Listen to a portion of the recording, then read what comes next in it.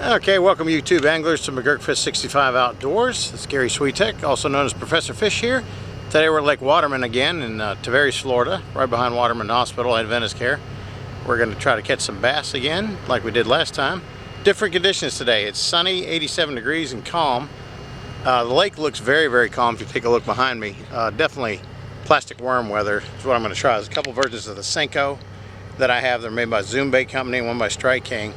I'm going to try weightless today with a spinning rod and weighted with a 1/16 ounce weight, a bait casting rod, and try a spinnerbait and maybe a couple other baits too. See if we can get something going on.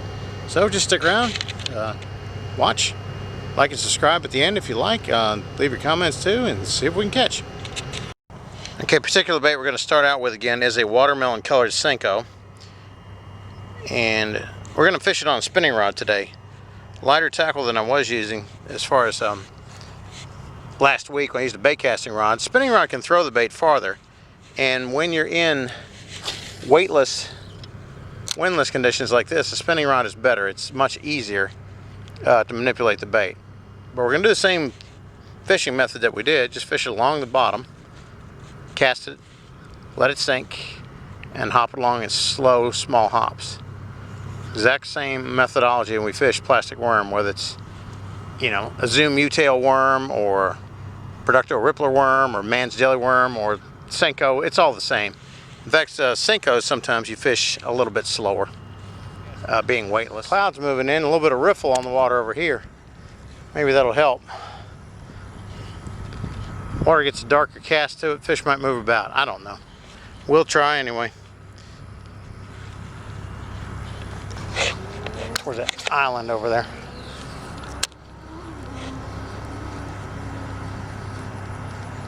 They were hitting the spinnerbait the other day, but it was windy down here and rainy, which I prefer. I'd love fishing in the rain. I usually catch fish in the rain. Biggest smallmouth I ever landed, 4-pounder, was caught in the rain. Downpour in Virginia on Smith Mountain Lake. So I have no problems fishing in the rain. I'll come out in an absolute downpour, but I don't think it's going to rain. Clouds are a little loaded here, but they're just fringe clouds or afternoon thunderstorm clouds. That might get a storm. Get a thunderstorm out here, I'm out of here for sure.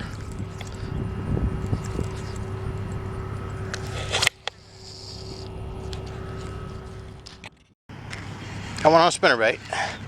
Bear me in the hydrilla. He's mostly hydrilla. Look at this stupid fish. Good grief, he's all grass.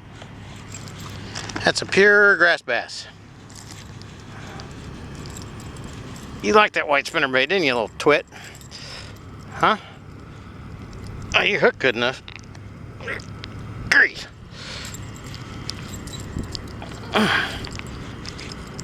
Couldn't get that bait out. That's just a little small, I don't know, less than a pound fish. This lake is full of these. But he creamed that spinnerbait. I didn't have the camera on. I had to turn it back on while he hit it. But just hit it, buzzing it across top. Kind of. See if we can get another one here.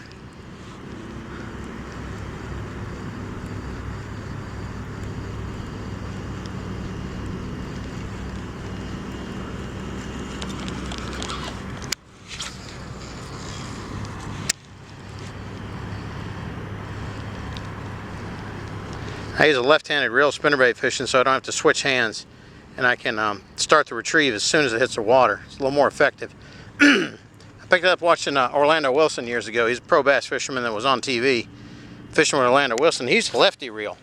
I saw that. I said, huh, it's kind of interesting. I use left-handed crank on spinning reels because that's what you're supposed to do if you're a righty. But bait casting, it's a little harder because the reel radius is smaller, so I had to get used to it. But I like them. I've got 2 left-handed reels now I use regularly. Just using my spinnerbait rod and my buzzbait rod. The baits that I fish fast baits with, or rattle trap, any of those, or those 2 rods. I fish quick baits. Plastic worms and whatever, I still use a right-handed reel, but I like the lefties for spinnerbaits and buzzers because you just start as soon as it hits the water. Sometimes you hit a fish as soon as that bait hits, and the left-handed reel is good for that because you don't have to switch hands. And you get used to it, you know. I'm not ambidextrous by any means. I'm nothing even close to left-handed. But you just start fishing with it and get used to it. Actually, my biggest bass, a 10.5 pounder, I caught with a left-handed reel on a flipping stick. Sometimes I use a left on a flipper, sometimes a right. This was on my flipping rod, and then I decided to use it as a spinnerbait rod reel, or spinnerbait reel. But I like left-handed reels, they're pretty cool. And most manufacturers now, they used to be hard to find. Now you can pretty much get most models in right and left-handed. Or, you know, the 01 version, like there's 5500 is a right-handed ambassador, 5501 is a lefty. But they're cool because you ain't got to switch. But your tackle's got to be set to what you like. Your bass fisherman, if you're serious about it, your fishing rods are like golf clubs. You have them tuned to the baits you like to use and techniques, and like I did ergonomic stuff, like I put overwrap on them. Just, that's what I use. I've had these rods and reels for years. I've got some new ones, but shoot, this rod's 20 years old, easily. It's an all-star graphite, and I love it.